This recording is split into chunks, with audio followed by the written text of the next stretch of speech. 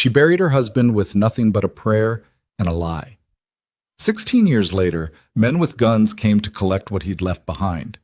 And the only thing standing between Eleanor Grayson and a shallow grave in the snow was a 27-year-old trapper who had no business loving her, and every reason to. If you've ever been told your best days are behind you, stay with me. Because this story is about a woman who proved that surviving isn't the same as living, and that the fiercest battles aren't fought with rifles. They're fought inside the chest, in the quiet hours before dawn, when you have to decide who you still want to be. Drop your city in the comments. I want to see how far this story travels. Hit like, and let's begin. The first snow of November came early to the Blackstone Mountains, the kind that arrived without warning and stayed without mercy. By the third week, the pass road had disappeared under 4 feet of white silence, and Eleanor Grayson had not spoken a single word aloud in 11 days. She'd counted. Not because she was lonely, exactly. Eleanor had long since made her peace with quiet. But there was a difference between choosing silence and having it handed to you like a sentence, and lately the two had started to feel the same. She was 43 years old. Her hands were rough from splitting wood and hauling water and patching fences that the wind tore open again before the mud could dry. Her dark hair had gone silver at the temples sometime in the last 2 years. She wasn't sure exactly when, because she'd stopped looking in mirrors around the time she stopped expecting anything good to walk through her door. The trading post she ran sat at the edge of civilization, which was a generous way of saying it sat at the edge of nothing. 3 rooms built from mountain pine that had warped in the cold until the doors wouldn't close flush. A front room with a counter and shelves of dry goods, lamp oil, rope, tobacco, and a dozen other things that kept the sparse population of trappers and ranchers alive through winter. A back room that served as her kitchen, bedroom, and sitting room all at once. And a storage cellar beneath the floorboards that smelled of earth and old iron and something she'd never quite been able to name. Her husband, Thomas Grayson, had built it 20 years ago with money he claimed came from honest merchant work. Eleanor had believed him because she was young, and because he was handsome in that particular way that makes young women accept explanations they know are thin. Thomas had been dead for 8 years. The trading post was hers now, technically.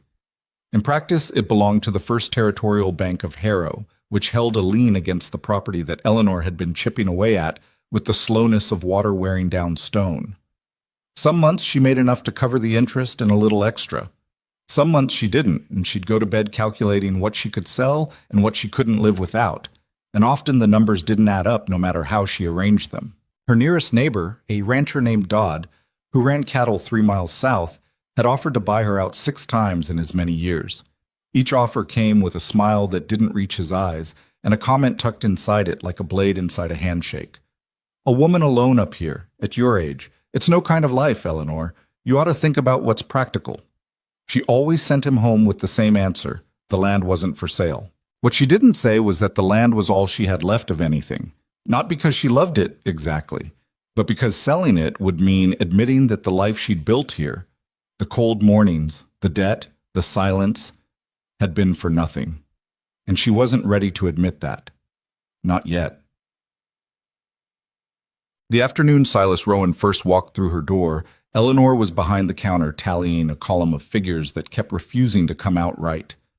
She heard the creak of the front steps under boot weight and looked up expecting Dodd, or possibly the supply rider from Harrow who came every 2 weeks and always smelled like he'd been drinking since morning. The man who ducked through her low doorway was neither. He was young. She clocked that immediately, the way you clock the weather. Late 20s, maybe. Tall enough that the door frame caught the back of his hat brim, and he had to tilt his head on the way in. He wore a canvas coat that had been patched in 3 places, trail-worn boots, and he carried a rifle slung across his back with the ease of someone who'd been doing it so long he'd forgotten it was there. His face was lean and weathered beyond his years, the way men got when they spent most of their lives outdoors.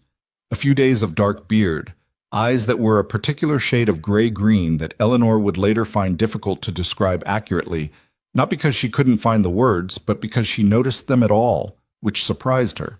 He looked around the store with the unhurried assessment of someone accustomed to reading new spaces quickly. Then he walked to the counter and set down a small canvas sack that clinked with coin. "I need lamp oil, salt, dried beans if you have them, and whatever you charge for a spare wool blanket," he said. His voice was quieter than she expected. "And I'll pay a fair price. I'm not looking to bargain." Eleanor studied him for a moment. "I don't bargain," she said. "The prices are what they are." "Good." He met her eyes without any of the particular quality that men sometimes brought into her store. The slight condescension, the casual assumption that a woman running a place like this must be either desperate or foolish, or both. He just looked at her directly, like she was simply a person standing behind a counter. It was, she reflected later, more disarming than it had any right to be. She filled his order. He paid without complaint, loaded the items into his pack with practiced efficiency, and was nearly at the door when he stopped. "Your fence rail out back is split clean through," he said, without turning around. "Wend'll take it tonight if you don't brace it. Could take most of the rear section with it." Eleanor set down her pencil. "I know." "You have spare timber?" "I have what I have." He was quiet for a moment. Then he turned around, and there was no particular expression on his face, just a kind of thoughtful assessment. "I've got an hour before dark.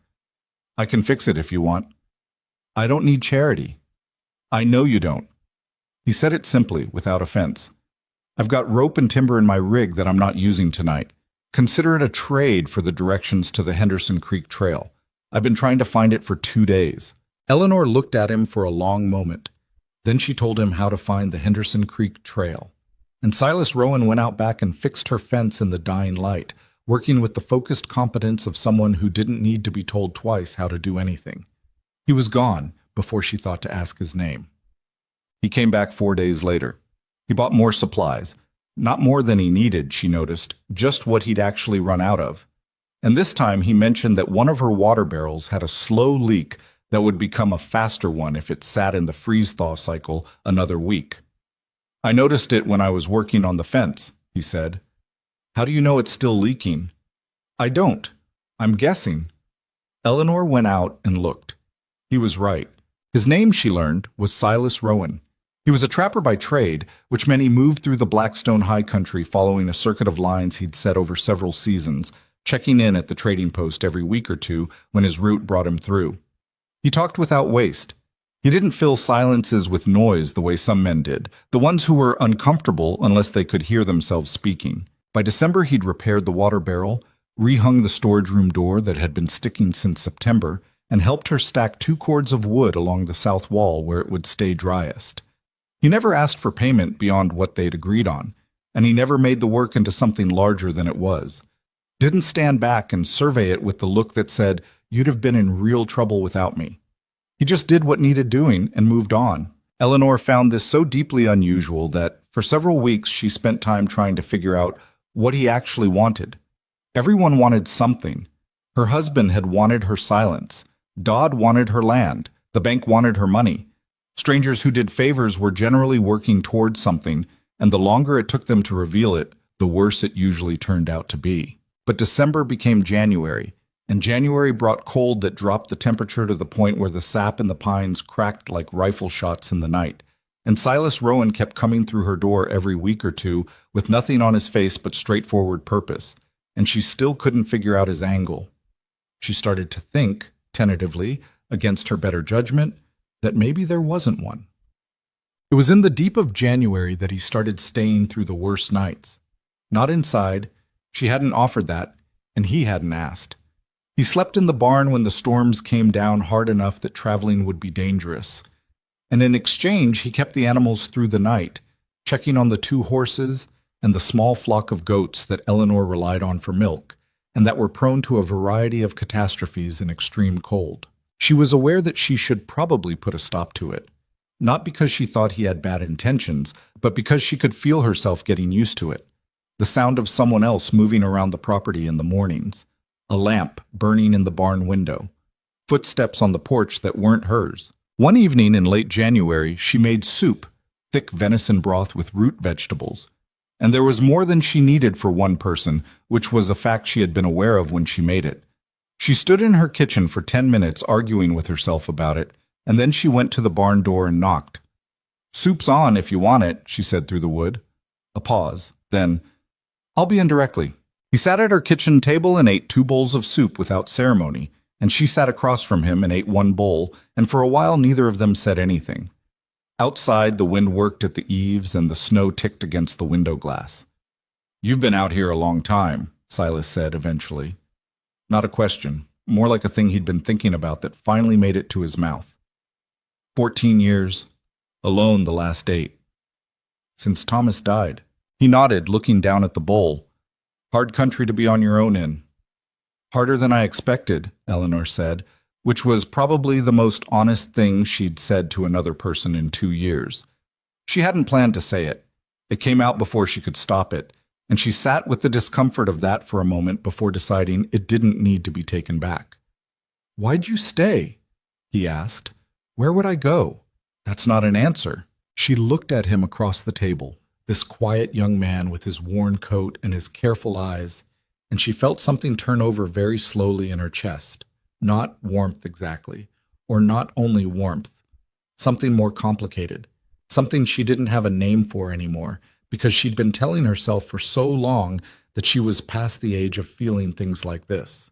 "The land's mine," she said finally, "or close enough to mine that it amounts to the same thing. I worked for it. I'm not going to hand it over to a bank or a man like Dodd just because it's difficult."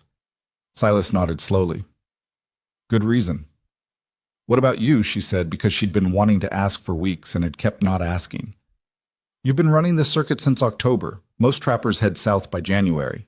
Something shifted slightly in his expression, barely enough to see, but she'd been watching him long enough by then to notice. A kind of careful stillness. "I've got business in the territory," he said. "Trapping business." Among other things, she held his gaze for a moment. He didn't look away, but he didn't elaborate either. And Eleanor, who had learned over a long life that pressing men on things they didn't want to say rarely produced the truth anyway, let it go. After he left that night, she washed the bowls and stood at the window looking out at the dark for a long time. "Stop it," she told herself. She didn't entirely listen. February arrived with a thaw that was brief and treacherous, the kind that turned the trail to mud just long enough to let people think spring was coming, and then slammed back into frozen iron within a week. Silas came through during the thaw, quieter than usual, and Eleanor noticed that he scanned the tree line when he tied his horse out front in a way he hadn't done before. She didn't mention it, but on the third day of the freeze-back, when he came in for coffee, a habit that had developed so gradually she couldn't have said exactly when it started. She put 2 cups on the table and sat down across from him before he could take his coat off. "Tell me what you're actually doing up here," she said. He looked at her. His hands were wrapped around the cup. Outside, the wind had come back, that low, steady howl that in the Blackstone could go on for days. "Trapping," he said. "Silas." His jaw tightened almost imperceptibly. He looked down at the coffee, then back up. "There's a man," he said. "Been working through this territory for 3 years. He runs a crew, gunmen, hired out for the kind of work that doesn't get written in contracts. About 2 years back, he killed my brother." He said the last sentence without any particular change in his voice, which was somehow worse than if he'd said it hard. "I've been following him north. I know he came through this pass sometime in the fall. I've been running the circuit to try to pick up his trail." Eleanor sat with that for a moment. "And if you find him?" "When I find him." He looked up, and for the first time she saw something behind those gray-green eyes that was neither quiet nor careful. "I'll do what needs doing." She thought about asking more. "What does that mean? What are you planning? Is this going to bring trouble to my door?" And then didn't, because she already knew the answer to the last question, and she didn't want to say it out loud. "His name?" she said instead. "Caleb Voss." The name meant nothing to her then. 3 weeks later, it would mean everything. What? Valentine's Day came and went, which Eleanor only noticed because the supply rider from Harrow brought a letter from the bank, and the date was printed at the top. The letter informed her, in the patient language of institutions that don't need to raise their voice, that her next payment was due in 30 days, and that failure to meet this payment would initiate proceedings. She sat with the letter for a long time, doing the math she already knew the answer to. That evening, Silas found her at the kitchen table with the papers spread in front of her and the lamp turned up high. And he didn't ask what was wrong because the answer was obvious from across the room. "How much?" he said. None of your concern. Eleanor. She looked up at him. He was standing in the doorway to the kitchen, hat in his hand, and there was something in his face that made her want to look away, because it was too direct and she hadn't built up defenses against it yet. Enough that I can't cover it and keep the lights on, she said. I'll manage. How? I'll figure it out. He pulled out the chair across from her and sat down without being invited, which was such an ordinary thing, such a thing that a person did when they knew they were welcome, that it caught in her throat for a second. Let me help, he said. You don't have money to spare. I know what trappers make. I have some saved. No. Eleanor, no. She said it firmly, and she made herself hold his gaze as she said it. I'm not taking your money, Silas. That's not something I'm willing to do. He was quiet for a moment. What this is, he said slowly. She said nothing. He leaned forward slightly, elbows on the table, and he was close enough that she could see the particular lines at the corners of his eyes that weather and sun and years of squinting into mountain distances had put there, close enough that she was very aware of the stillness between them. I don't know exactly how to say this, he said carefully, like someone choosing their footing on uncertain ground, in a way that you'll hear without deciding I'm foolish or you need to set me straight. Her heart was doing something inconvenient. Then maybe don't say it. Eleanor. His voice was quiet and completely steady. I think you know I'm not up here just for the trapping. She stood up then. She went to the window and stood with her back to him, looking out at the dark where the snow caught the lamplight and glowed faint silver. Her arms were crossed, and she was aware that she was holding herself together with some effort. Silas, she said carefully, you're 27 years old. Yes, I'm 43. I know how old you are. Then you understand what I'm telling you. I understand what you think you're telling me, he said. That's not the same thing. She turned around then because she needed him to hear her and she couldn't do it with her back to him. He was still sitting at the table, still watching her with that level, direct quality that she'd never quite gotten used to. I'm far too old for your future, she said. The words came out even, which cost her more than she would have admitted. You have decades ahead of you. You'll want— Don't, he said. A family, children. Eleanor. He said her name quietly, but with enough weight that she stopped. He stood up then, slowly, and he didn't come closer, just stood there across the table from her with his hat still in his hands. Don't tell me what I'll want. I know what I want. I've known for a while. Then you're being foolish. Maybe. He said it without defensiveness. I've been called worse. I can't. She stopped, tried again. This doesn't make sense. Most things that matter don't, he said. Right away. She looked at him across the kitchen of her worn-down trading post in the middle of the frozen Blackstone Mountains, this young man who fixed her fences and ate her soup and had spent 4 months proving with nothing but his actions that he meant exactly what he said. And she felt that complicated thing turn over in her chest again, and this time it turned hard. You don't know me, she said, and she was angry, not at him, or not only at him, but at the whole impossible arithmetic of it. You don't know what I'm like when things get bad. You don't know how tired I am most days. You don't know— I know enough, he said, and I'd like to learn the rest. The wind worked at the eaves, snow ticked against the glass. Eleanor Grayson stood in her kitchen and looked at Silas Rowan and could not find a single thing to say that felt true and also safe at the same time. She was still trying to find it when they heard the horses. Not one horse, not two. Many. Moving fast up the trail from the south. Silas's hand went to his rifle before she could draw another breath, and whatever had been happening in her kitchen, whatever fragile, complicated thing had been finding its shape in the space between them, vanished into the cold clarity of the sound of men riding hard in the dark. Put out the lamp, Silas said quietly. Eleanor moved without being told to. The trading post went dark, and out of the black winter night, Caleb Voss arrived to collect what the mountains owed him. The lamp had been out for less than 30 seconds when the first rider reached the front of the property. Eleanor stood in the dark kitchen with her back pressed against the far wall, breathing through her nose in slow, deliberate pulls the way she'd taught herself to do years ago during the bad winters when panic was a luxury she couldn't afford. Her eyes were adjusting. Silas had moved to the front room without making a sound, and she could just make out his silhouette beside the window, rifle already off his shoulder, his body tilted to see through the gap between the shutter and the frame. She counted hoofbeats. 6 horses?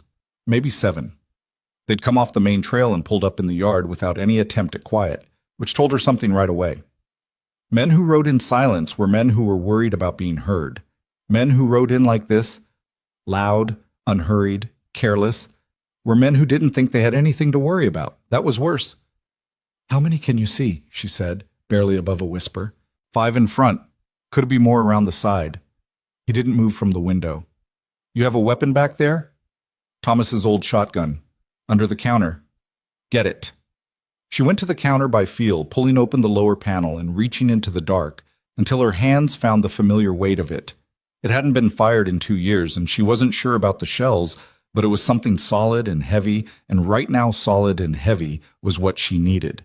Outside, one of the riders swung down from his horse. She heard boots on packed snow, then on the porch steps, then a fist on her front door. Not a knock exactly, more like someone establishing ownership of a surface that didn't belong to them yet. Eleanor Grayson. The voice was male, mid-range, with a flatness to it that suggested he said most things the same way regardless of the content. "We know you're in there. Saw your lamp go out.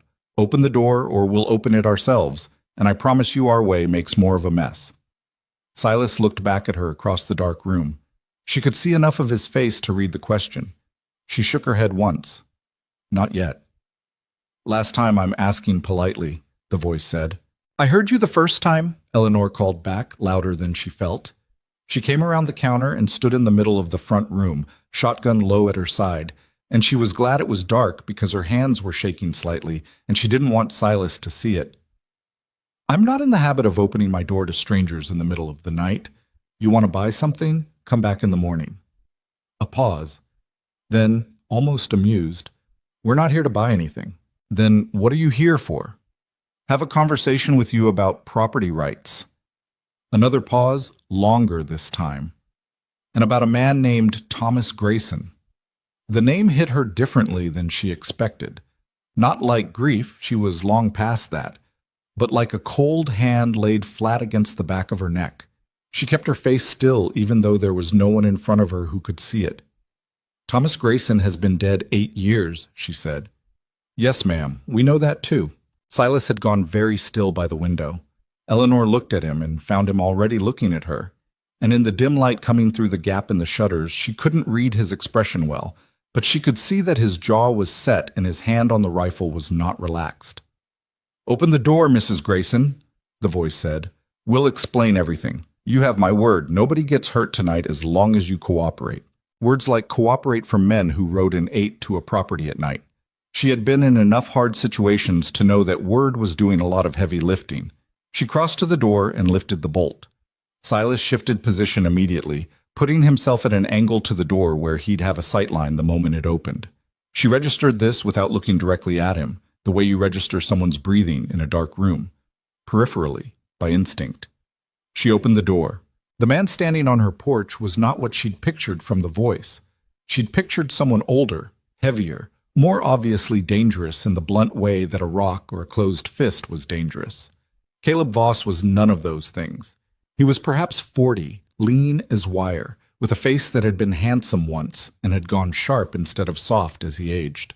He wore a good coat, better than anything men out here usually wore, and a hat with the brim level, not pulled down the way men pulled theirs when they were uncertain. He stood on her porch like a man who expected the world to arrange itself around him, and was frequently correct about this. Behind him, 4 men waited at the base of the steps. She could see more shapes at the edges of the yard. Voss looked at her for a moment. Not the way men sometimes looked at women, cataloging and assessing, but a different kind of survey, cooler and more thorough. Then his eyes moved past her into the dark of the store, and she saw the smallest change in his expression. "You've got company," he said. "I've got a shotgun," she said. Same difference. Something like appreciation crossed his face, brief as a cloud shadow. "Mrs. Grayson, I'm Caleb Voss. I'm going to be straight with you because I find it saves time. I don't have anything personal against you. But your husband, God rest him, made some decisions before he died that created a situation. And that situation has followed me north to your door. Now." He tilted his head slightly. "Can we talk about this inside, or would you prefer the whole conversation happen on the porch where it's 17 degrees?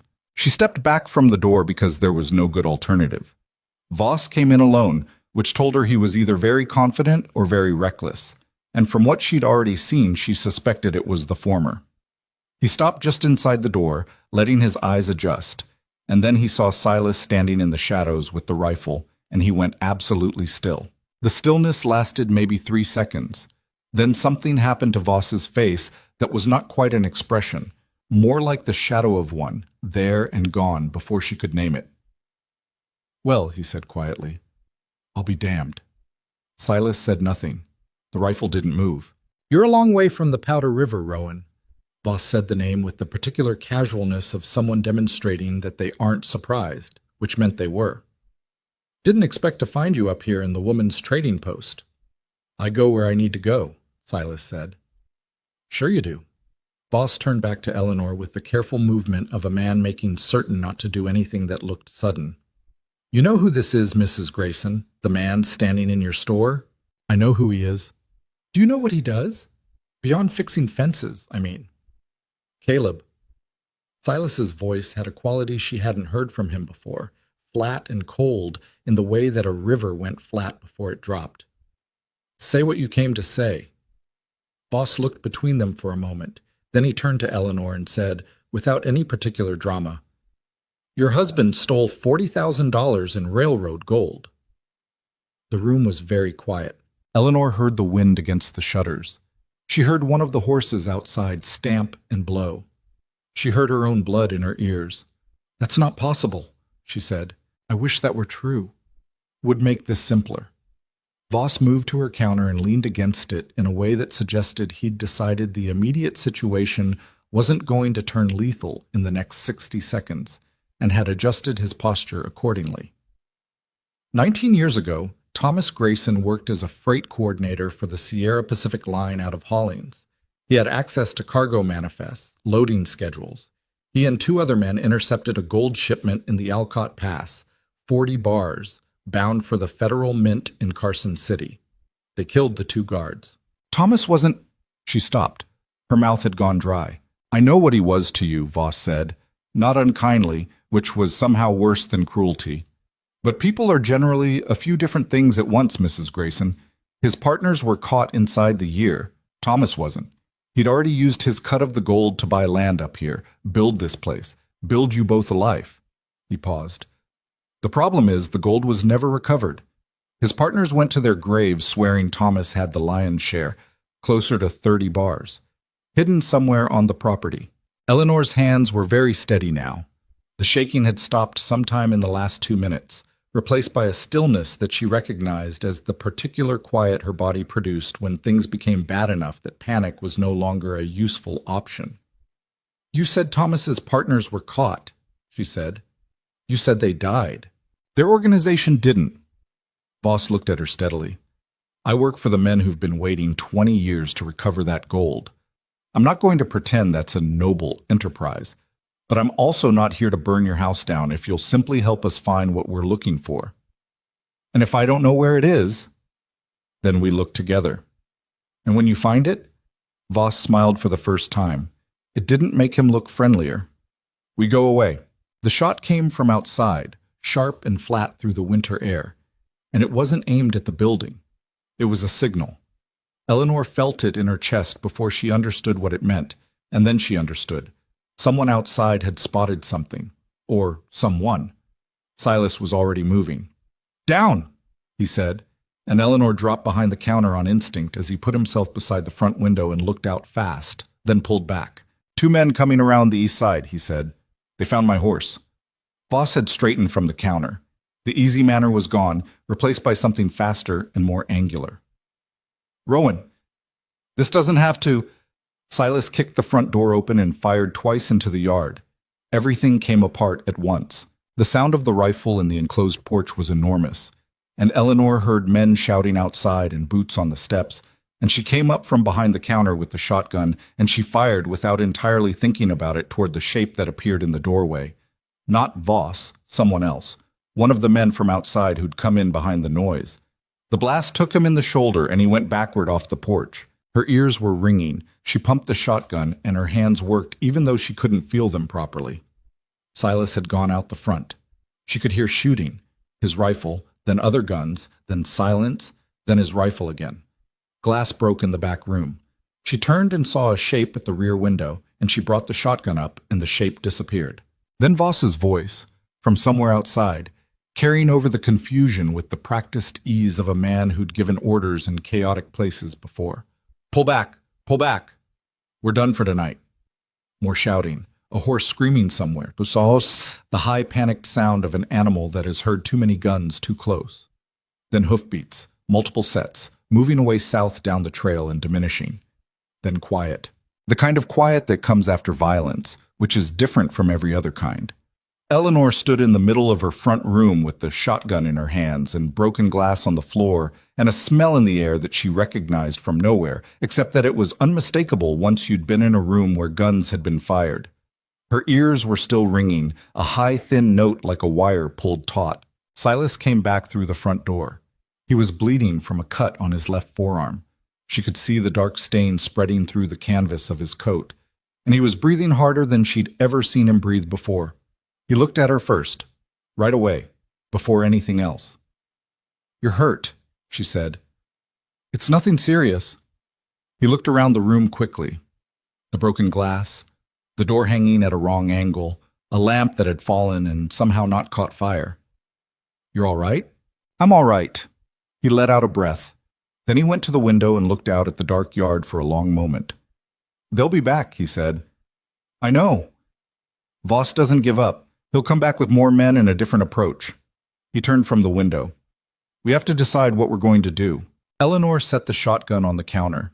Her hands were shaking again now, which she found almost a relief. It meant her body was returning to normal operation, processing the aftermath. She'd rather shake now than during. "Tell me about Caleb Voss," she said.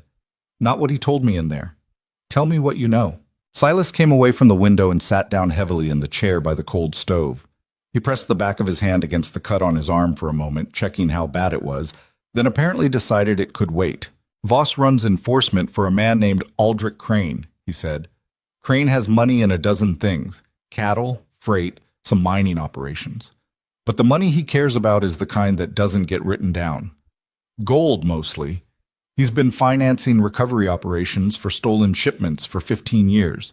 He sends Voss. Voss finds what he's looking for." A pause. "Usually." "And your brother?" Silas looked at his hands. "My brother was a Wells Fargo detective. He was investigating one of Crane's recovery operations, trying to build a case against Voss specifically. He got too close." His voice remained even, but something beneath it was not. "They found him in a dry creek bed outside of Reno, December, 2 years ago." "I'm sorry. I'd been following Voss's trail for a year before I came through this pass." He looked up at her. "I didn't know about your husband. I didn't know any of this was here.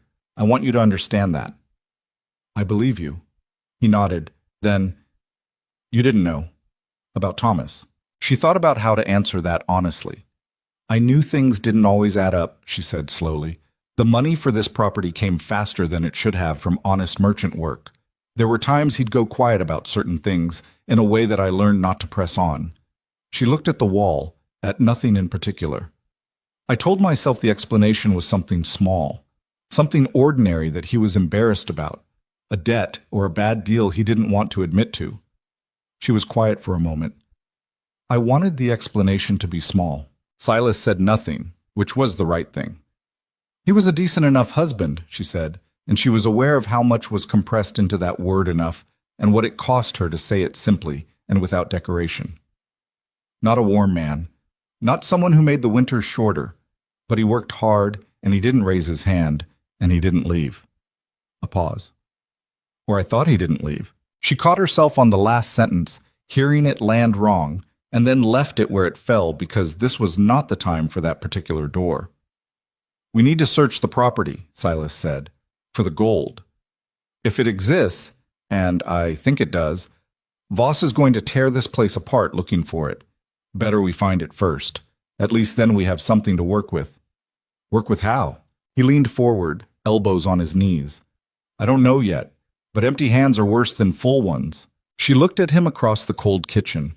This man who was bleeding from her fight, who had come north to chase one ghost and stumbled into hers, who had looked at her an hour ago across this same table with something real and complicated in his eyes and told her he knew what he wanted.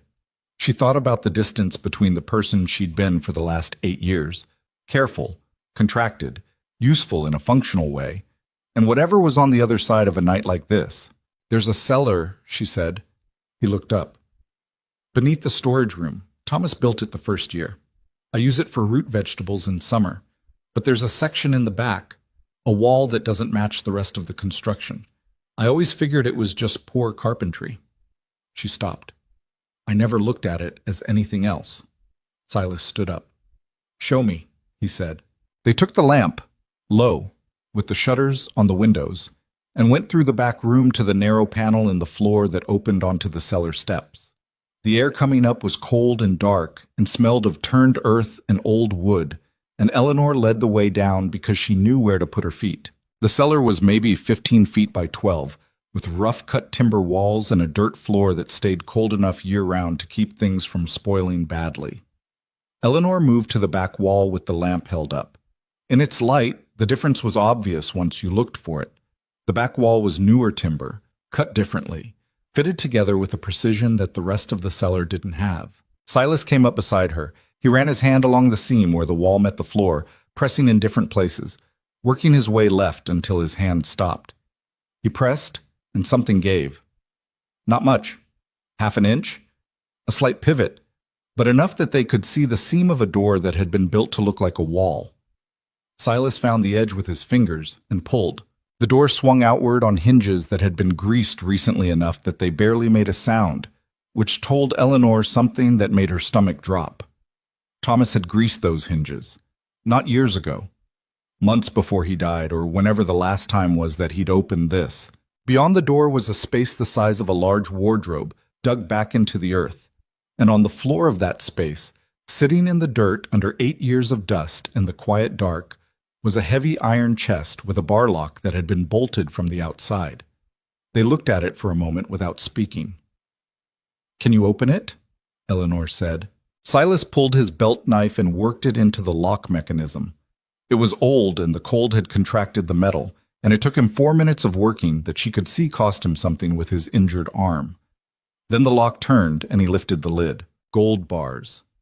Dull and dense and stacked in 3 layers, filling the chest to within an inch of the top.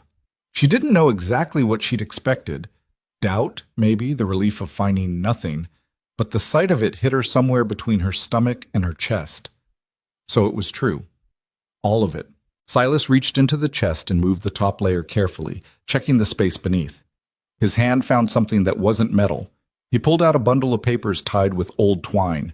Letters, maybe 30 of them, the envelopes worn at the edges, the ink on the topmost one faded but readable. He looked at her. She looked at the letters. You don't have to read them tonight, he said. Hand them to me. He did. The top letter was addressed in Thomas's handwriting. She knew it immediately, the tight, slanted script he used. But it wasn't addressed to her. The name on the envelope was a woman's name she didn't recognize, and the postmark was from a town 300 miles west, and it was dated 6 months before Thomas died. Her hands were very steady as she opened it. She read the first paragraph standing in the cellar with the lamp held in one hand and the paper in the other, and what she read was not the confession of a man who had stolen and hidden and lied. It was a love letter.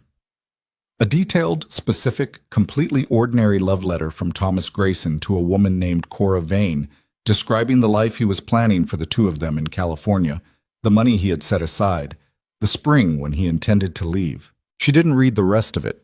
She didn't need to. 16 years of marriage, 8 years of widowhood, during which she had carried quietly and mostly alone the guilt of a woman who suspected she had never been quite enough, not warm enough, not easy enough to love, not sufficient to make a decent man want to stay. She folded the letter. She put it back in the envelope. Eleanor, Silas said, I'm all right. You don't have to be all right. She looked at him then.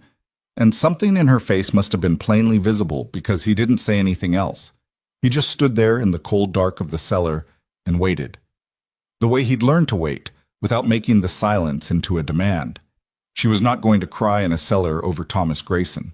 She made that decision with the same flat practicality she'd applied to most of the hardest things in her life. Maybe later. Not now. What she felt beneath the cold shock of it was something she hadn't expected.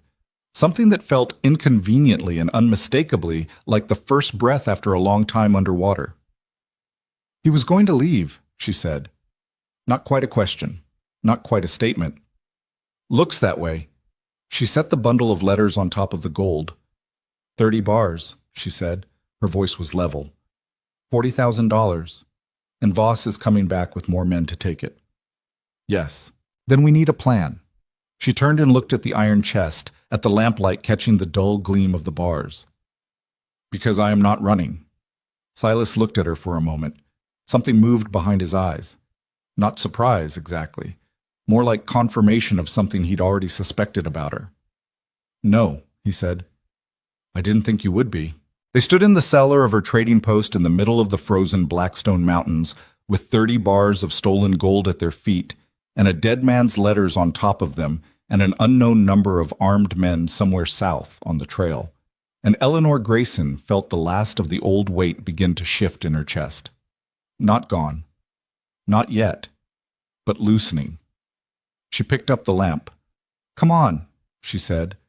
"Your arm needs looking at, and we have a lot of work to do before morning." She cleaned his arm by lamplight at the kitchen table, working with the efficient hands of a woman who had spent 14 years in a place where the nearest doctor was 2 days' ride in good weather and 4 in bad. The cut was deep enough to need binding, but not deep enough to need more than that. Which was fortunate because all she had was clean linen strips and a bottle of whiskey she kept for exactly this kind of purpose, and almost never touched otherwise. Silas sat with his coat off and his jaw set and said nothing while she worked, which she appreciated. Men who made noise about pain were harder to treat because you spent half your attention managing them instead of the wound. "Hold still," she said, pulling the linen tight. "I am holding still." "You're flinching. That's not the same as not holding still." She tied off the bandage and sat back. He rotated his arm experimentally, testing the range of movement, then nodded once, his version of approval. Outside, the wind had dropped to something manageable, which was the mountain's way of pretending the night had been ordinary. The yard was empty as far as she could tell, but she'd shuttered all the windows after the shooting, and she wasn't going to unshutter them until she had a better sense of what Voss had left behind, if anything. "He'll come back in daylight," Silas said. He was looking at the kitchen wall the way he looked at things he was thinking through. Not seeing the wall, seeing past it. Voss doesn't like working in the dark if he has a choice. Too many variables. Then we have a few hours. A few hours to do what, exactly? Eleanor had been thinking about this since the cellar. She'd been thinking about it while she looked at Thomas's letters, and while she carried the lamp back upstairs, and while she boiled water for the linen strips, running the problem the same way she ran the trading post's accounts. Not looking for a perfect solution, but for the best available one, given what she actually had. "But we can't outrun them," she said. "Not in February with the pass road the way it is. Even if we loaded horses tonight, they'd catch us before we reached Harrow." "Agreed. And we can't wait them out. Once Voss goes back and gets reinforcements, we don't have the firepower to hold this building." "Also agreed." "So we don't do either of those things." She looked at him across the table. "We make them come to us on terms we've set, not theirs." Silas was quiet for a moment. "You're talking about using the gold." "I'm talking about using everything." The plan she laid out over the next hour was not elegant. She would have been the first to say so. It had the rough shape of something built from available materials rather than ideal ones, which was the only kind of plan she'd ever trusted anyway. Elegant plans required circumstances to cooperate, and circumstances had never cooperated with Eleanor Grayson in her life. What she proposed was this. They would spend the remaining dark hours reinforcing the trading post as a defensible position, not because they intended to fight from it indefinitely, but because they needed Voss to believe they were dug in for a siege. Meanwhile, they would identify every exit from the property, including the one she'd never told anyone about. "What exit?" Silas said. "Thomas didn't just build a hidden cellar," she said. He built a way out of it. She explained about the tunnel.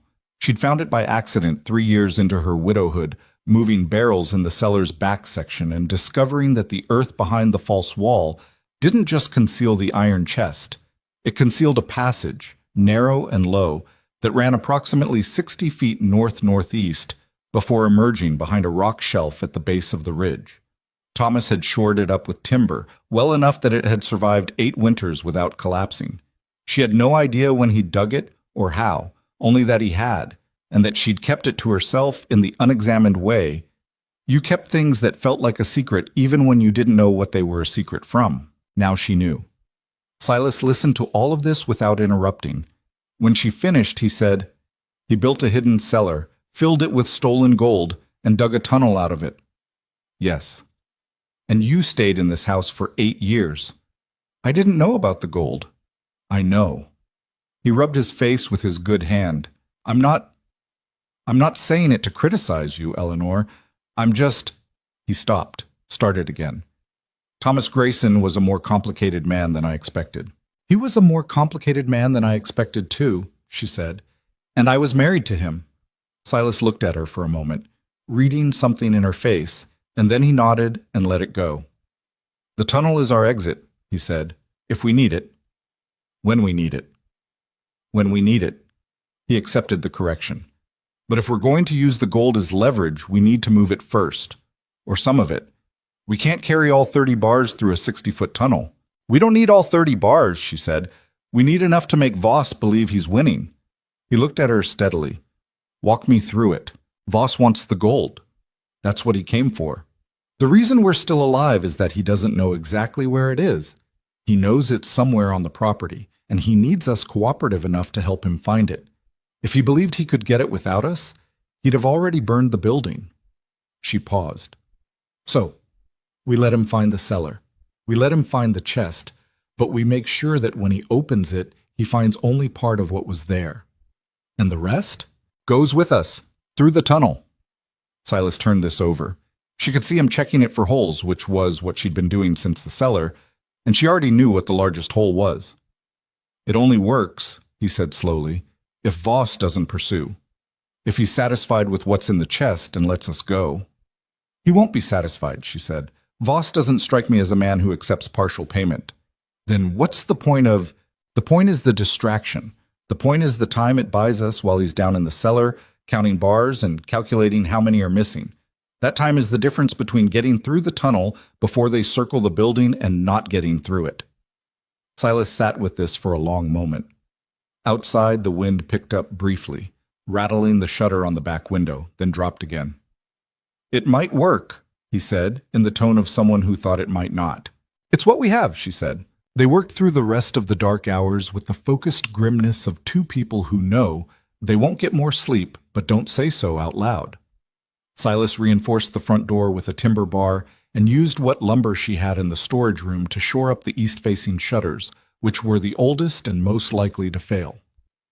Eleanor went to the cellar and spent an hour in the cold transferring gold bars from the iron chest into 2 canvas supply sacks, choosing the largest she could carry and still move at reasonable speed.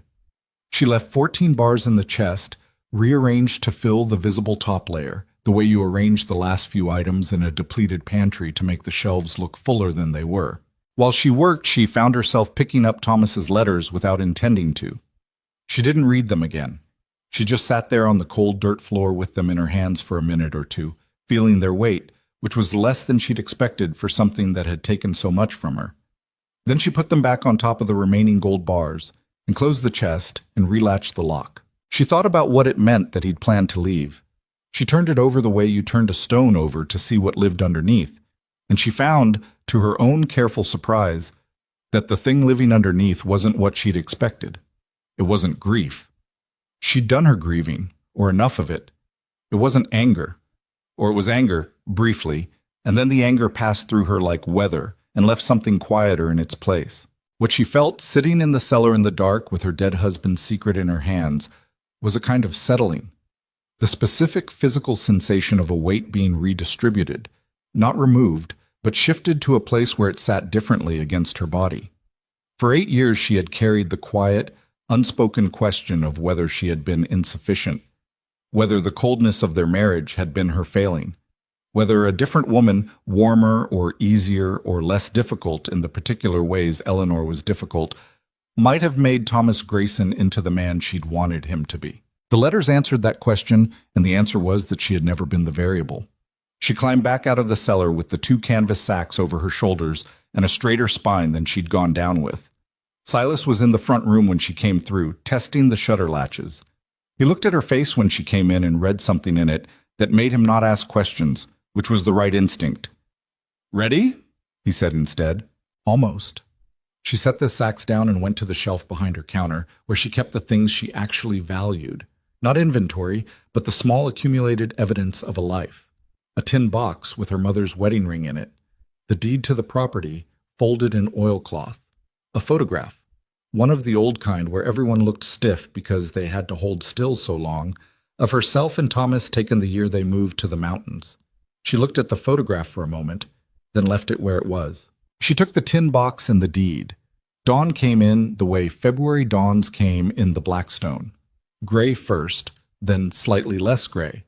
The darkness thinning rather than breaking, until there was just enough light to see by, and the shadows had retreated to the tree line.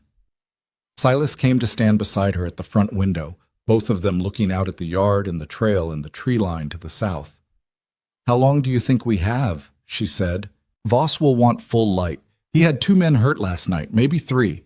He'll need time to reorganize." He paused. 2 hours. Maybe 3. Then we wait. Waiting was the hardest part. Eleanor had always found this in every difficult situation she'd lived through. The action itself was manageable, even when it was terrible, because it absorbed all of you and left no room for anything else. It was the waiting before the action that let the fear back in through the cracks. She made coffee because the alternative was standing at the window until her legs gave out. Silas sat at the kitchen table and cleaned his rifle with the methodical care of a man who did it the way other men prayed. Not because he expected it to save him, but because it was the thing his hands knew how to do when his mind needed to be somewhere else. "Can I ask you something?" Eleanor said, her back to him, watching the coffee. "You can ask." "Last night, before they came." She paused, choosing words with care. "What you said." He didn't answer right away. She turned around and found him looking at her with the direct, uncomplicated honesty she'd spent months trying to find an ulterior motive behind, and never had. "I meant it," he said, "if that's what you're asking. I'm asking whether you've thought about what it would actually look like." "Some. I'm not easy to be around. I know that about myself." She said it without apology or performance. "I've been on my own a long time, and I've gotten set in how I do things, and I'm not going to change that because someone thinks I ought to be softer. I'm not asking you to be softer, and I have nothing to offer you in the way of—" She stopped, frustrated with herself for not having the right shape for what she was trying to say. "I'm 43 years old, and I have debt and a trading post that might burn down today. Eleanor, I'm being serious. So am I." He set the rifle down. "I'm not asking for a negotiation. I'm not asking for anything right now except for you to know that what I said, I meant. The rest of it we can figure out if we survive the day." She looked at him for a moment. "That's a fairly large if." "Yes," he said, "it is." The first rider appeared at the tree line shortly before 8 in the morning. Eleanor saw him from the front window. A single horseman sitting still at the edge of the pines, watching the building. A scout, checking whether anyone had run in the night. She pulled back from the shutter before he could see movement. "They're here," she said. Silas was on his feet immediately, rifle in hand, moving to the angle of the window he'd used the night before. "How many?" "One visible. More behind him in the trees." He looked. "I count 3 horses in the pines. Could be more." He pulled back. "Voss will come in from 2 directions this time. He's not going to make the same mistake twice." They had maybe 10 minutes, possibly less. "Cellar door," she said. Leave it open? Leave it slightly open. Obvious enough that a man looking for something would notice it. Not so obvious it looks staged." He went to the storage room and came back in 40 seconds. "Done. The sacks are at the bottom of the tunnel stairs." "I know. I put them there." Of course he had. She looked around the front room. The broken glass she hadn't swept up, the lamp that had fallen and not caught, the timber bar across the front door, the shotgun on the counter with 2 shells left in it. The physical record of a night she would spend a long time unpacking later, assuming later was something she got. Silas. She turned to him. He was already looking at her. If something goes wrong, she started. Don't. Let me finish. If something goes wrong and only one of us makes it through the tunnel, the sacks go with whoever that is. Don't stop. Don't come back. Eleanor, I'm serious. He held her gaze for a long moment, and she could see him deciding whether to argue and deciding not to. Not because he agreed with her, she knew, but because he understood that she needed to say it. Same goes for you, he said quietly. Outside, more riders came out of the trees. She counted 6 from the window, then 8. Then she stopped counting. Voss came last, riding a dark horse, unhurried, and he stopped in the center of the yard and looked at the building the way he'd looked at her the night before, with the patient assessment of a man who believed he had already won and was simply working out the administrative details. He called out from horseback, Mrs. Grayson, I've got 12 men with me this time, and I've got someone with a torch at the back of the building. I'm going to give you 60 seconds to open that door before I give him the word. Silas looked at Eleanor. Eleanor looked at the cellar door, left ajar in the storage room. Then she looked at the 2 canvas sacks that were not visible from where Voss sat on his horse. Trust the plan, she said, mostly to herself. She lifted the timber bar from the front door and opened it. Voss rode his horse to the base of the steps and looked down at her from the saddle with something that might have been respect if it had been a different situation. Where's Rowan? He said. Gone, she said. He left before dawn. We had a disagreement about what to do, and he made his choice. Voss studied her face. She held it still and gave him nothing, which was a skill she'd developed over years of difficult men at her counter and difficult months at the bank. You going to tell me where the gold is? He said. I'm going to show you, she said, because I want you to take it and leave and not come back. Whatever Thomas did, whatever he owed, take it and go. She led him into the building herself, which was her choice and not Silas's, and she watched Voss's eyes find the cellar door in the storage room within 10 seconds of entering the back of the building, which told her everything she needed to know about how carefully he'd prepared for this morning. He sent 2 men down first, which was smart. She heard them moving around in the cellar, and then a shout. Not alarm, triumph, and then the sound of the iron chest being dragged across the dirt floor. Voss stood in the storage room doorway and looked at her while his men worked below. His expression was almost pleasant. 14 bars, one of the men called up. Heavy ones. Something changed in Voss's face. Not anger. Not yet. More like the first cold breath of it, still controlled, the way a fire looked just before it caught. 14, he said very quietly. That's what Thomas left, Eleanor said. Thomas had 30. Thomas had many things he never told me about. She held his gaze. 14 bars of railroad gold is what's in that chest. That's what I can give you. The pleasant expression was entirely gone now. Voss looked at her with the flat, patient attention of someone doing a calculation, and Eleanor could feel him running the numbers. How much time she'd had, what she could realistically have moved, where the rest might be. And she kept her face still and her breathing even, and she counted silently. 1, 2, 3. Behind her, from somewhere in the building that sounded like the kitchen, she heard a sound that wasn't Voss's men. A small, specific sound. The creak of a particular floorboard, the third one from the left in the kitchen, the one she'd been meaning to fix since September. Silas, who was supposed to be at the tunnel entrance, waiting. She did not look toward the kitchen. 4, 5. There's more gold on this property, Voss said. I gave you what I have. I don't believe you. I know you don't. She didn't flinch.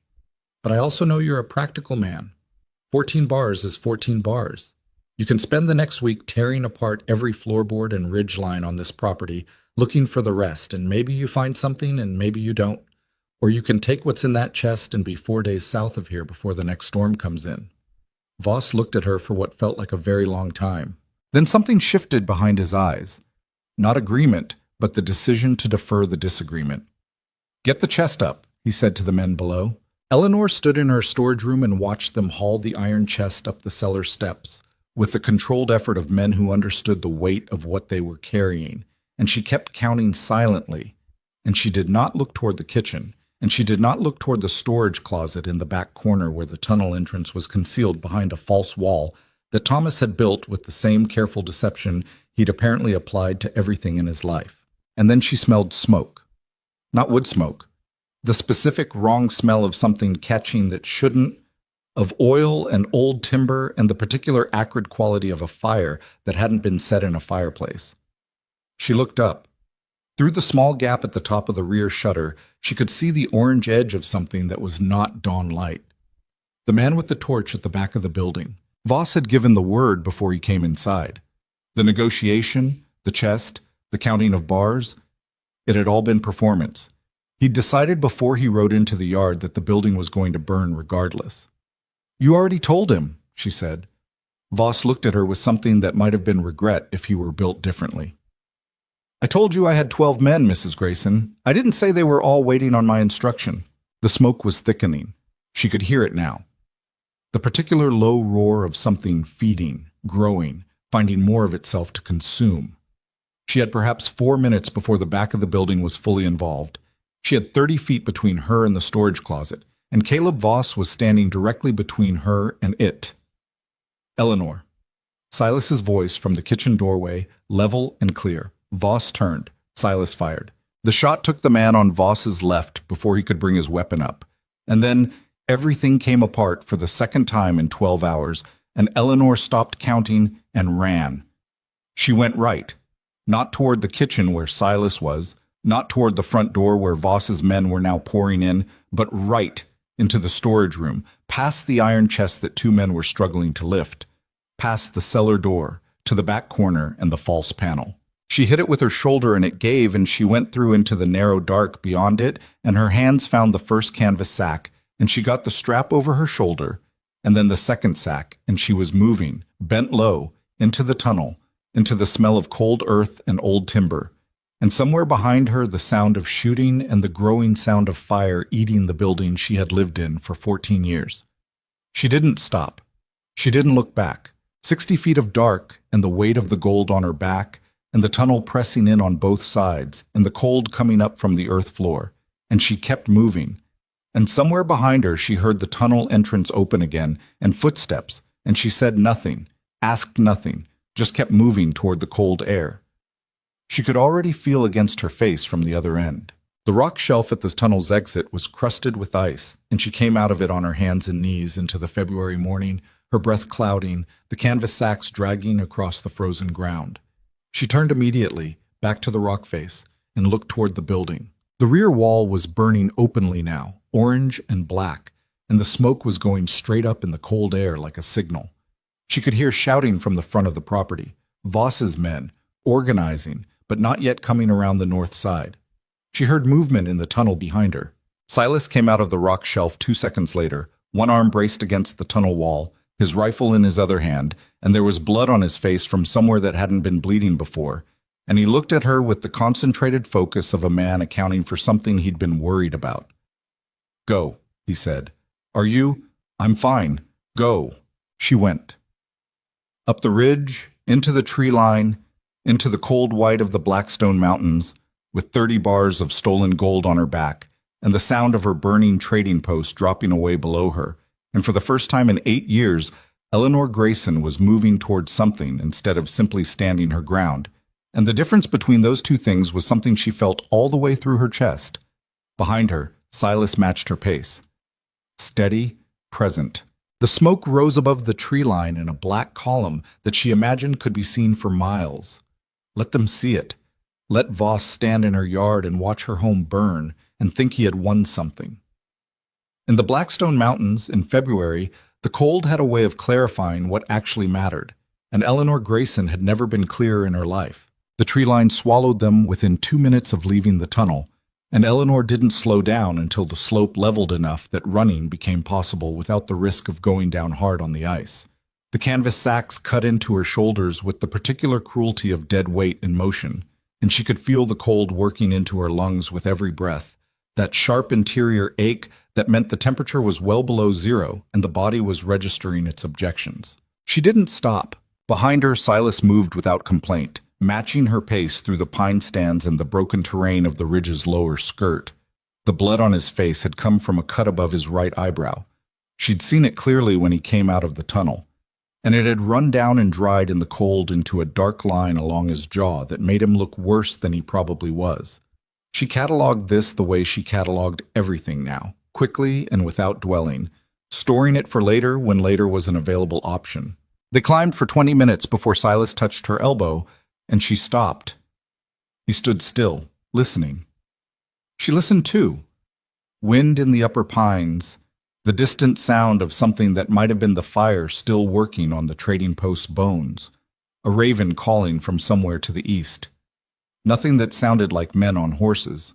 "They'll find the tunnel," he said quietly. His breath was heavy, but controlled. "Maybe 20 minutes before someone thinks to look at the north side of the ridge." "Will Voss come himself?" "Voss will come himself." No hesitation. "He's not going to send men to do something this personal. Not now." He looked back down the slope through the trees, calculating. "And he's going to be angry about the gold count. 14 bars is less than half of what he expected. He's going to want the rest, and he's going to want it badly enough to do something reckless." Eleanor shifted the sack on her left shoulder, trying to redistribute the weight. "Good." He looked at her. "Good?" "Reckless men make mistakes." He held her gaze for a moment, and something moved across his face that wasn't quite a smile, more like the acknowledgement of one. Then he looked up the slope. "There's a ridge line about a mile above us," he said. "I know it from the trapping circuit. It runs east along the face of the Blackstone before it drops into the Henderson Creek Valley. If we can get above it, we'll have the high ground and sight lines in 3 directions. And the 4th direction? Straight down, 200 feet of rock face." She considered this. "So we'd be cornered." "We'd be positioned," he said. "There's a difference. On flat ground with this much gold and 2 weapons between us, we lose. On that ridge, we control who gets close and from which direction." Eleanor looked up through the pines at the sky, which was the flat white of a February morning that hadn't decided yet whether it would snow. The cold was settling in her fingers despite her gloves, and she flexed them against the sack straps to keep the blood moving. How long to reach it? At this pace with these sacks, 40 minutes, maybe 50. "Then we should move," she said. They moved. The climb was not the worst physical experience of Eleanor's life. That category was occupied by a 3-day illness she'd survived alone in her second winter at the trading post, when she'd been convinced for about 48 hours that she was going to die on her kitchen floor and be found in the spring thaw. But it was in the conversation. The slope steepened in the second half mile, transitioning from manageable grade to something that required hands-on rock in 2 places, and the gold made every upward step a negotiation between what her body wanted to do and what she was requiring it to do instead. She didn't ask for help. Silas didn't offer it in a way that would have required her to accept or refuse. What he did instead was position himself slightly below and to her left on the 2 worst sections, not touching her, not bracing her, just there, close enough that if her footing went, he could do something about it before she went far. She noticed this and said nothing about it, which was its own kind of acknowledgement. At the 50-minute mark, they came out onto the ridge. It was exactly what he'd described, a narrow shelf of exposed granite running east along the mountain face, maybe 8 feet wide at its broadest, with pine scrub at the back edge and open air at the front.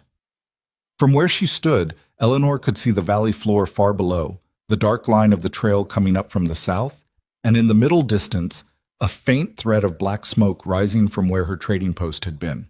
She looked at the smoke for a moment. Just a moment. Then she set the canvas sacks down against the back rock and stretched her shoulders and turned to look at the approach. The ridge was accessible from the west, the way they'd come, along a traverse that required single-file movement and offered no cover for at least 30 yards before the tree line. From the east, the shelf narrowed to nothing within 100 feet. Below, the rock face dropped sheer. Above, the mountain continued another 500 feet to bare stone and ice that nothing moved through in February. "You were right," she said. "It's a good position." "It's a defensible position," he said. "Not the same thing." "How many bullets do you have?" He checked without theater. 11 rounds for the rifle, 6 for my sidearm. I have 2 shells left in the shotgun. She looked at the shells, looked at the approach. 17 rounds total, against however many men Voss brought back. 12, he said last night. He lost at least 1 in the firefight at the building, maybe 2. Silas set his rifle against the rock face and used his good arm to push the hair back from the cut on his forehead, checking it by feel. Call it 10. 10 men and 17 rounds. Yes. So we need them to do most of the work for us. He looked at her with the expression she'd come to recognize as his version of surprise, which was a very subtle thing. Just a slight adjustment in the set of his eyes. What did you have in mind? She told him. He listened without interrupting, which she'd learned was not the same as agreeing, but meant he was taking it seriously. When she finished, he was quiet for a moment, looking at the western traverse. It could work, he said, with the same careful tone he'd used about the plan in the kitchen. If his lead men get close enough. They'll get close enough. Voss will send scouts first and come behind them. He won't expose himself until he thinks the position is manageable. And if they rush the traverse all at once instead of 1 or 2 at a time, then we use everything we have and hope the math works out better than it looks. He exhaled slowly through his nose. That's not a plan. That's a contingency. There's a difference? Yes, she said. A plan is what you intend to do. A contingency is what you do when the plan stops working. Every good plan has both. Silas looked at her for a moment with something on his face that she didn't have a precise name for and had stopped trying to name, because naming it felt like making a claim she wasn't ready to make in the middle of a ridge with 10 armed men somewhere below them. All right, he said. He picked up the rifle. Tell me where you want me. They positioned themselves with the sacks of gold against the back rock, visible from the traverse approach. Visible on purpose, the gold gleaming dully through the canvas where she'd opened the top of one sack slightly. Silas took the east edge of the shelf, where the rock gave him a natural brace for the rifle. Eleanor took the west side, closer to the traverse, with the shotgun and a pile of fist-sized rock she'd gathered from the ridge floor, because 2 shells only went so far, and the human instinct to avoid being hit by something thrown fast and hard didn't care much what that something was made of. They waited. Waiting the second time was different from waiting the first. The first time in the trading post, there had been the structure of a building around her and the comfort of familiar walls, and the possibility, however slim, that things might not come to violence. There was no such comfort on the ridge.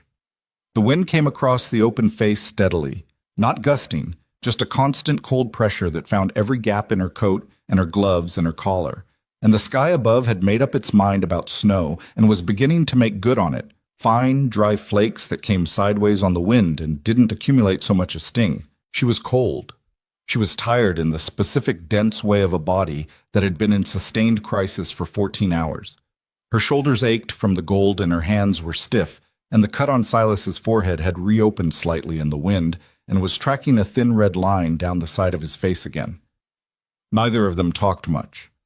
There wasn't much to say that the situation hadn't already said. After a while, Silas said quietly, "For what it's worth, what I said in the kitchen, and again after."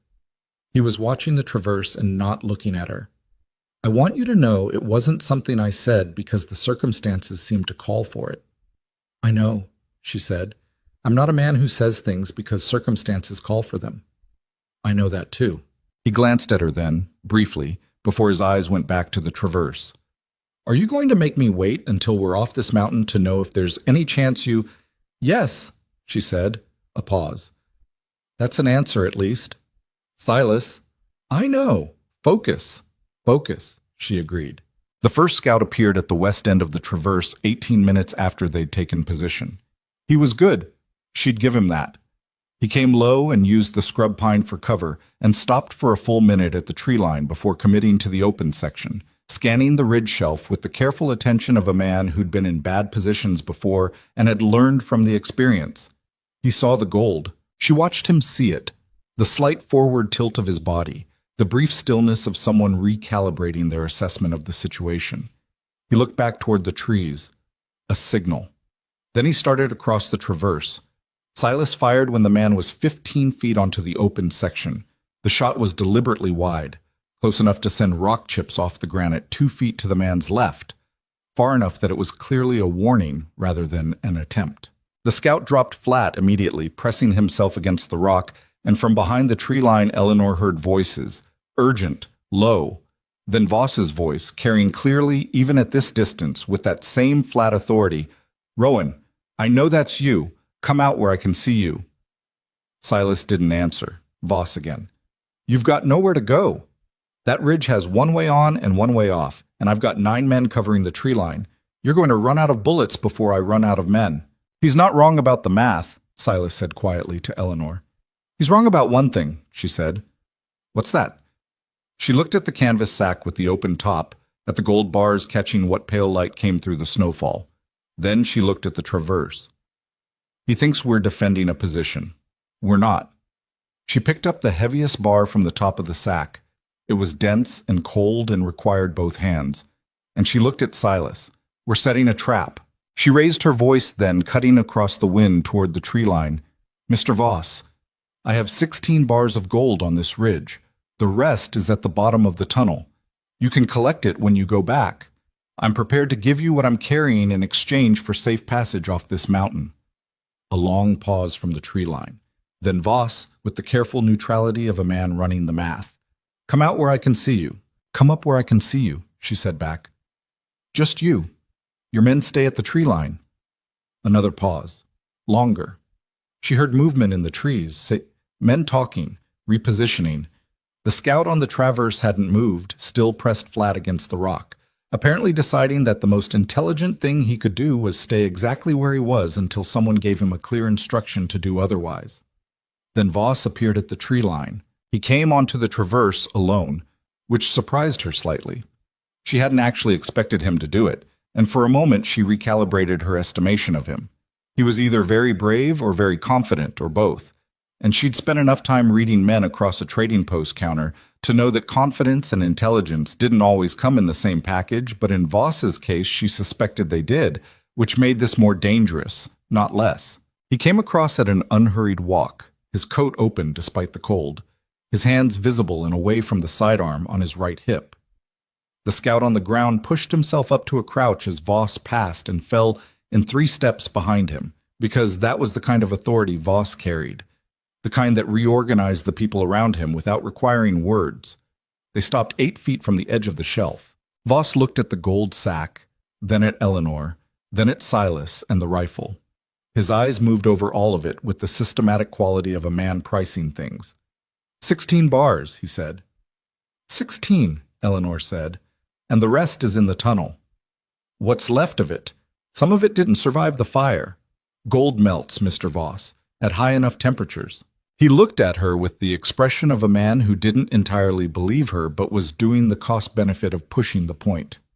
What do you want? I told you, safe passage. You take the gold on this ridge and what's in the tunnel, and you leave this mountain and don't come back. And Rowan? He's not part of this negotiation. Voss glanced at Silas. Something moved between them. The specific, charged recognition of 2 men who have been on opposite sides of something for long enough that the opposition has become its own kind of relationship. You killed my brother, Silas said. Not loud, just clear. I've done a lot of things, Voss said, with a weariness that was almost honest. Cole Rowan, Dry Creek bed outside Reno, December 2 years ago. Something happened in Voss's face. Not guilt. She didn't think guilt was an emotion Voss experienced with any regularity, but recognition. The specific quality of a man being presented with an accounting he knew was accurate. Your brother was going to testify, Voss said. I know what he was going to do. It wasn't personal. It never is, Silas said. To you. Voss looked at him for a long moment. Then, with the sudden decisiveness of a man who has decided the conversation is over, he looked at Eleanor and said, The gold. It's yours, she said. She gestured toward the open sack. Come and take it. Voss took 2 steps forward. Eleanor lifted the gold bar from beside her with both hands. The one she'd pulled from the sack 20 minutes ago, the heaviest one, the one she'd been holding against her leg where it wasn't visible from the traverse, and she threw it, not at his feet, not as a warning. She threw it at Caleb Voss with every ounce of force her arms and shoulders and 16 years of hauling wood and water and supply crates and fighting the Blackstone Mountains every single winter could generate which turned out to be considerably more than Caleb Voss was prepared for.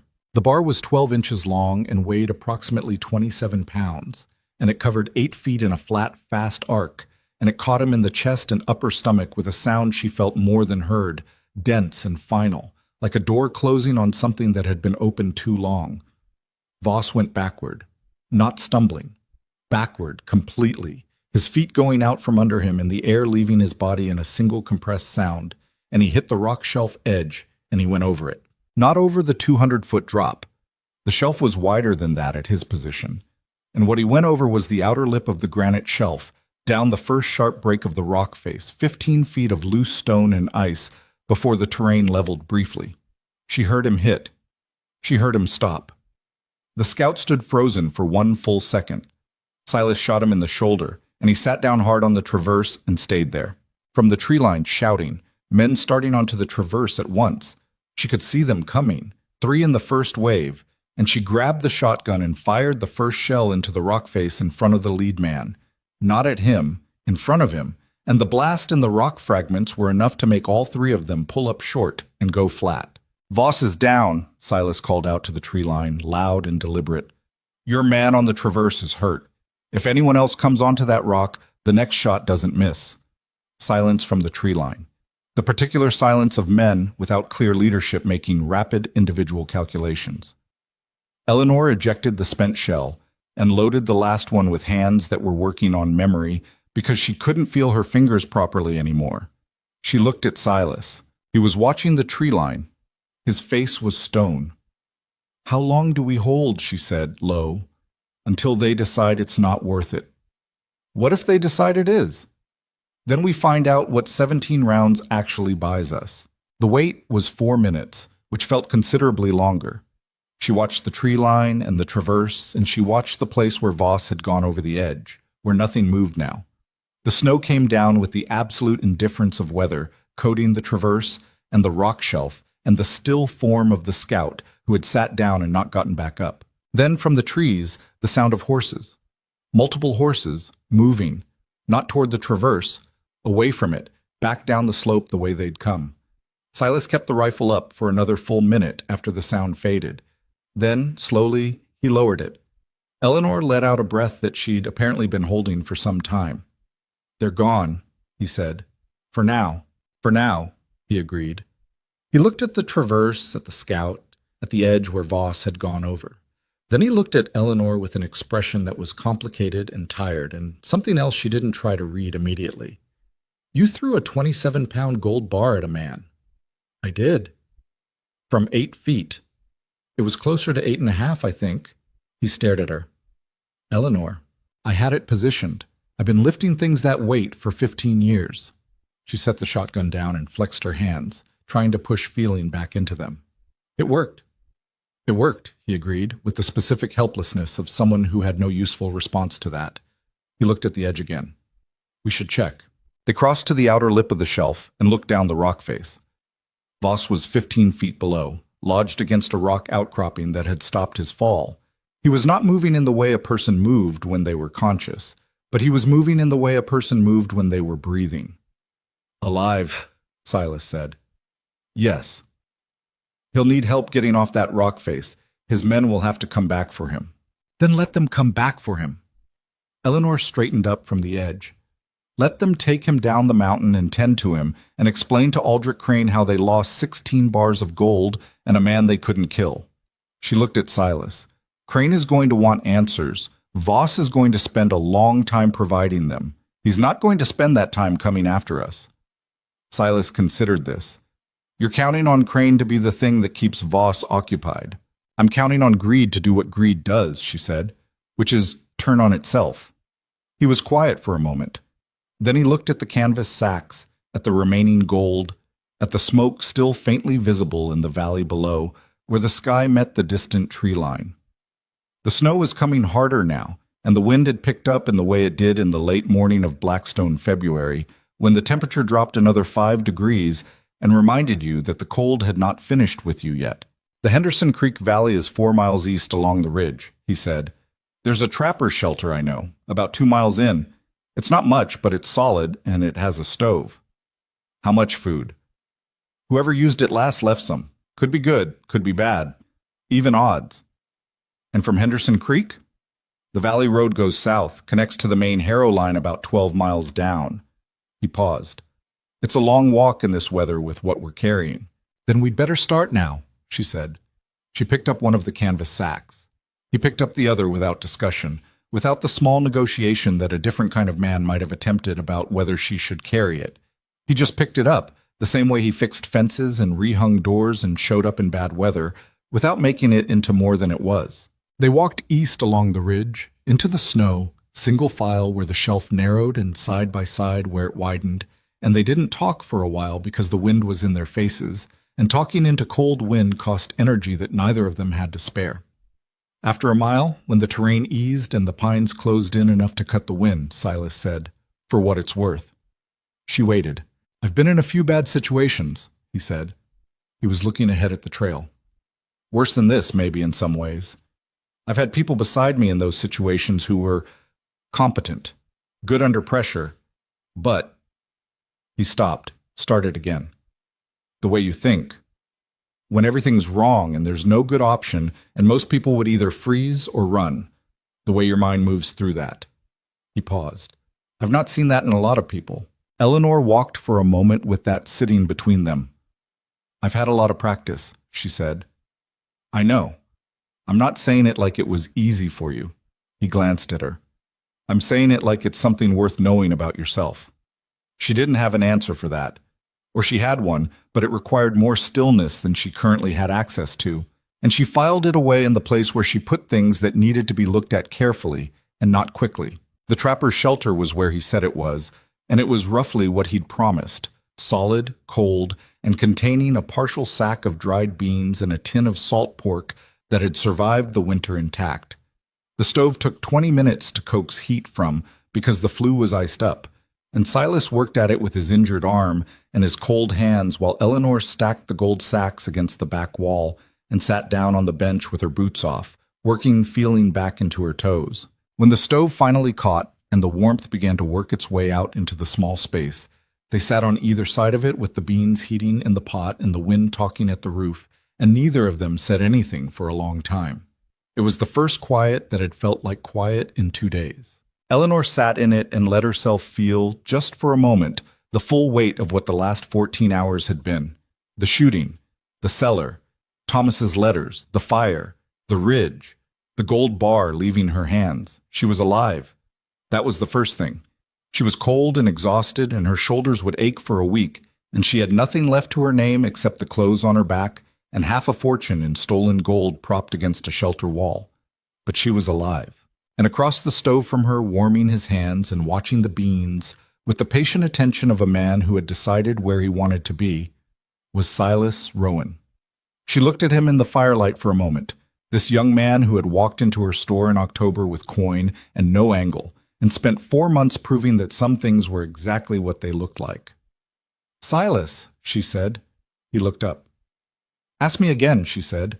"What you were trying to ask on the ridge." He held her gaze. The fire made small sounds. Outside, the snow came down on the Blackstone Mountains with the total, unhurried commitment of something that had nowhere else to be. "Is there any chance," he said carefully, "that you might be willing to find out what this is?"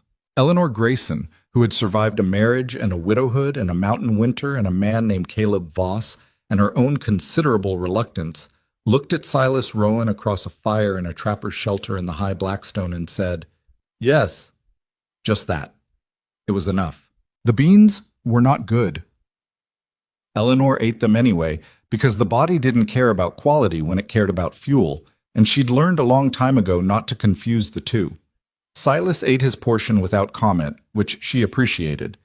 They sat on either side of the small stove in the trapper's shelter while the wind worked at the roof and the snow came down outside with the patient indifference of something that operated on a time scale that had nothing to do with human problems. The word she'd said, "yes," sat in the shelter between them with a weight that was different from the gold's weight, heavier in some ways, more complicated. She was aware of it the way you were aware of a door you'd just opened into a room you hadn't been in for a very long time, and the air coming through was neither warm nor cold, just different, and you weren't sure yet what the room contained, but you'd committed to finding out. Silas didn't make a production of it. That was the thing she kept returning to about him, the qualities she'd spent months cataloging without admitting she was doing it. He didn't perform his feelings or require her to perform hers. He said what he meant with the minimum necessary words, and then let the thing be what it was, and she found this, after 16 years of a marriage in which nothing was ever quite said directly, in which the truth lived in gaps and silences and things carefully not spoken, she found this almost disorienting in how much she needed it. After they ate, she checked his arm and retied the bandage, which had loosened on the ridge. The cut was clean and had stopped bleeding properly, and would heal without further drama if he didn't do anything reckless with it, which was, she reflected, a significant caveat given the last 24 hours. "You should have stayed in the tunnel," she said, working the linen strip. "You were supposed to be at the exit." "I was at the exit," he said. "Then I heard the shot inside the building, and I came back. I had it handled." "I know." He looked at his arm, at her hands working the binding. "I came back anyway." She tied off the knot with slightly more force than necessary. "That was stupid." "Yes," he agreed, completely without remorse. She looked up at him and found him watching her with that direct level quality that she'd stopped trying to deflect about 3 months ago without quite acknowledging the fact. She held his gaze for a moment and then went back to the knot, because some things were easier to feel when you weren't looking at them directly. "Don't do it again," she said. "Can't promise that," he said. "But I'll try." It was the honest answer. She'd have trusted him less if he'd promised. They slept in shifts that night, 2 hours on, 2 hours watching, because neither of them was convinced that Voss's men had gone far enough, or that the situation had resolved itself cleanly enough for both of them to sleep at once. The shelter was small enough that there wasn't much question of distance. She slept on the bench, and he sat against the wall near the stove and kept it fed. And when it was her turn to watch, she sat in the same spot, and he stretched out on the floor with his coat over him and was unconscious in under 3 minutes, which was the kind of thing a person could only do if they'd spent years learning to sleep in difficult circumstances. She sat in the dark and watched the fire's edge under the stove door and listened to the storm and did not think about Thomas exactly. She thought about the letters. She thought about the particular specific grief of finding out that the story you'd been telling yourself about your own life was missing a chapter. Not a small chapter, but a central one. The kind that changed the meaning of everything around it. What she landed on, after a long time of sitting with it in the dark, was this. Thomas Grayson had been a man who was running from something before she ever met him, and she had spent 16 years trying to make herself into something worth running toward. The failure wasn't hers. She'd known this, somewhere in the basement of herself, for years. But knowing something in the basement was different from knowing it in the rooms where you actually lived. Now she knew it in the rooms where she lived. It didn't fix anything, didn't undo the winters or the debt, or the particular loneliness of being married to a man who was always already somewhere else in his mind. But it changed the shape of the thing, and sometimes changing the shape of something was the only way to carry it without it breaking you. She looked at Silas sleeping on the floor of the trapper's shelter, this 27-year-old man who had come into her store with coin and no angle and proceeded, with absolute unhurried certainty, to make himself necessary.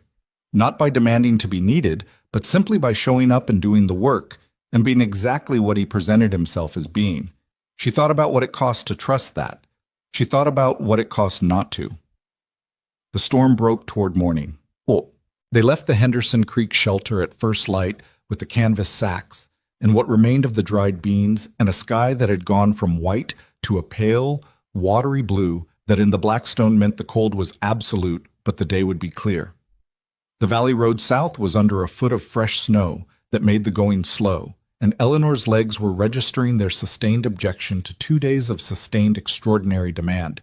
But she was moving, and that was the only standard that mattered. Silas found a set of wagon tracks around mid-morning, recent, pressed into the new snow from the night before, and they followed them south, which was either the Henderson Creek logging outfit making a run to Harrow, or a coincidence they'd take regardless. It turned out to be neither.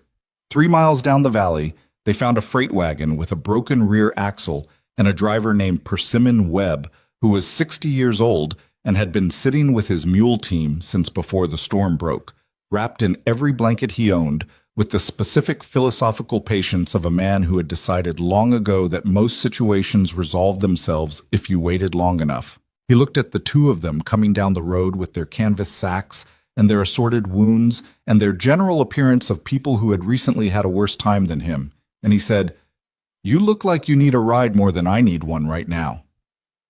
"We need to get to Harrow," Eleanor said. "Axel's gone," Webb said. "But the mules are fine, and there's a relay station 4 miles south. Man there has tools. We get there, I can fix the axle, and then I'm going to Harrow anyway." He looked at the sacks. "What are you carrying that's that heavy?" "Merchandise," Eleanor said.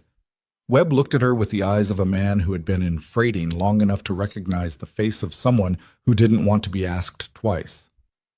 "All right," he said. "Merchandise."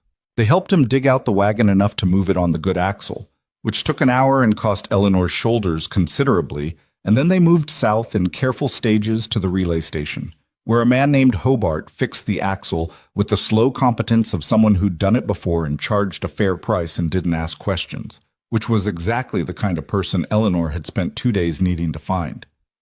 By late afternoon, they were on the main road south toward Harrow. Eleanor sat in the wagon bed with her back against the sideboards and the canvas sacks between her feet and Silas beside her, and she watched the Blackstone Mountains recede behind them in the clear, cold air, the ridgelines sharp against the winter sky. She could not see from this angle the smoke from the trading post. It had been 36 hours. There was nothing left to burn. She watched the mountains until the road curved south and the pines closed in, and they were gone. She didn't feel what she expected to feel. She'd expected something like grief or loss, or at minimum the specific hollow ache of closing something out. What she felt instead was something simpler and harder to name. The sense of a chapter ending, not because it had been completed, but because it had been survived. There was a difference, and it took a particular kind of reckoning to sit with it without dressing it up as more than it was. 14 years. Debt and cold and silence, and the slow, wearing work of being a person alone in a place that was trying, in its impersonal way, to make her into something smaller. She had not become something smaller. That was what she could say with honesty, and it was enough. Silas's shoulder was against hers in the wagon. She didn't move away from it. Harrow in February was not a welcoming town. It was a practical one, which was different. The streets were half-frozen mud under packed snow, the buildings were the color of weathered wood, and the people moved with the compressed efficiency of those accustomed to doing everything that needed doing before the cold made it harder. They arrived at dusk. Webb dropped them at the main freight depot and drove on to his own delivery, and Eleanor and Silas stood in the street with the canvas sacks and assessed the situation with the same quiet practicality they'd applied to every other assessment in the last 3 days. "Bank first," Eleanor said. Silas looked at her. "You're going to the bank." "I have a debt to settle." She adjusted the sack strap on her shoulder. "And I have the means to settle it." The First Territorial Bank of Harrow was still open, barely. The young teller behind the counter was in the process of closing out his drawer when they came through the door and looked up with the expression of a man who had been about to go home and was now not going home. Eleanor set the canvas sack on the counter. She opened the top and let him look. The teller looked. He stopped closing out his drawer. "I need to speak with the manager," she said. The manager's name was Aldous Finch, and he was a man who had sent Eleanor 7 letters over 3 years and had the courtesy, at least, to look somewhat uncomfortable when he recognized her sitting across his desk. He was less uncomfortable when he saw what was in the sack. The conversation that followed was not short and was not simple, because nothing involving a lien on a debt and a payment in gold bars ever was. There were questions about the gold's provenance that Eleanor answered with the steady, level tone of a woman who had decided on her story and would not be rattled from it. It was her late husband's estate, recently recovered from a private cache. She had documentation of the property and the marriage. The debt was hers, and she intended to pay it, and the bank could accept the payment, or she could take her business to the territorial office in the morning and see what they had to say about a bank that refused legitimate settlement. Finch accepted the payment.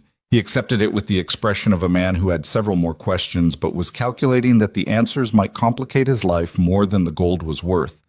And so he completed the paperwork and stamped the lien, satisfied, and gave Eleanor a receipt that she folded into her coat with the deed and her mother's wedding ring. Outside the bank, Silas was waiting on the boardwalk. He'd been waiting outside because she'd asked him to, not because she needed the protection of the privacy, but because she'd needed to walk through that door as herself, on her own 2 feet, and close the account that had been open since Thomas built the trading post with stolen money and left her to service a debt she hadn't known the origin of. She came out onto the boardwalk and the cold hit her face, and she held the receipt in her coat pocket. "Done?" he said. "Done," she said. He nodded once, then, "There's a hotel on the East End. I passed it coming in last year. It was clean enough." "We need to talk about what comes next," she said. "I know." "Not tonight," she said. "Tonight I need to sleep in a bed." He almost smiled. Not quite. "Fair enough." They walked to the hotel on the East End, which was clean enough, and Eleanor paid for 2 rooms with coin from the emergency supply she'd kept on her person through everything, because losing all your money at once was a different kind of catastrophe than losing your building. She slept for 11 hours without moving and woke to pale morning light coming through a window that faced east.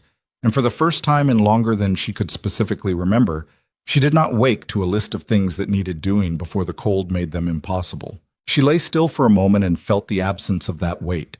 It was, in its quiet way, the most extraordinary thing that had happened to her in 3 days. Well, they spent 4 days in Harrow, which was what it took to do what needed doing. Silas sent a wire to a Wells Fargo field office in the south, reporting Caleb Voss's location and condition and the circumstances under which he'd ended up on a Blackstone Mountain rock shelf, which was a legally complicated communication that he drafted 3 times before he was satisfied with the version that said what needed to be said without saying more than was advisable. He'd spent 2 years building a case against Voss in his own head, and turning it over to an institution meant surrendering the conclusion, meant trusting that the machinery would do what it was supposed to do rather than doing it himself. Eleanor watched him send the wire from across the telegraph office and saw, in his face, the particular expression of a man releasing something he'd been carrying so long he'd stopped noticing the weight. "Will they act on it?" she asked, walking back to the hotel. "If Voss is where I said he is, and his men brought him down the mountain, and he's still in a condition to be transported, yes." He paused. "There are outstanding warrants. My brother's testimony was never given, but the investigation was open. This closes it." "And Aldrich Crane?" "Crane is a harder problem." He said this with the honesty of someone who had stopped letting himself believe in clean endings. Men like Crane don't get held accountable the same way. But Voss is what Crane used to stay clean. Without Voss, he left it there. "He has to do his own dirty work," she said, "or hire someone new who doesn't know where all the bodies are." He glanced at her. "Either way, we're not in his line of sight. We're 2 people he's never heard of who caused a problem for one of his operations in a remote mountain territory. Crane is going to look at the cost of finding us and compare it to the value of the gold he recovered from the cellar and decide his time is better spent elsewhere." 14 bars, she said. 14 bars, worth about $18,000 at current rate. He paused. "Enough to make it a wash if you're Crane." Eleanor walked with this for a moment. "And the 16 we're carrying are ours," he said. "Thomas stole them. The 2 men he stole them with are dead. The guards they killed have been dead for 20 years with no surviving family on record. I checked before I came north because I wanted to know the shape of what Voss was chasing." He said this carefully, the way he said things he'd thought through. "There's no one alive with a legal claim to that gold except possibly the Sierra Pacific Railroad, which went bankrupt in the Panic of '83 and was absorbed by a holding company that was itself dissolved 6 years later. So there's no one to return it to." There's no one to return it to. She thought about Thomas, about the guards who had died in a mountain pass 20 years ago because her husband had needed money and had decided that need outweighed other people's lives. She thought about this with the same uncomfortable honesty she'd been applying to everything else, and she didn't dress it up. He had done a terrible thing. She had been the unknowing beneficiary of it. Both of those things were true, and they would remain true regardless of what she did with the gold or how she felt about it or how many years she put between herself and the Blackstone Mountains. What you did with the true thing you couldn't change was you decided what kind of person you wanted to be going forward. "I want to do something with part of it," she said. Silas looked at her. "What kind of something?" The families of those guards. If there are no direct families, then something, a fund, a contribution to something that helps people who are hurt by the kind of thing Thomas did. She paused. I know it doesn't balance anything. I'm not under the impression that it does, but I want to do it anyway. He was quiet for a moment. I can help you find the right people to set that up. I know you can. She glanced at him. That's why I said it to you instead of to myself. Something in his face settled, the way a thing settled when it found the place it was supposed to be. They left Harrow in the third week of February on a southbound stage that connected to the main western line at a junction town called Reyes Crossing, 3 days' travel in good weather.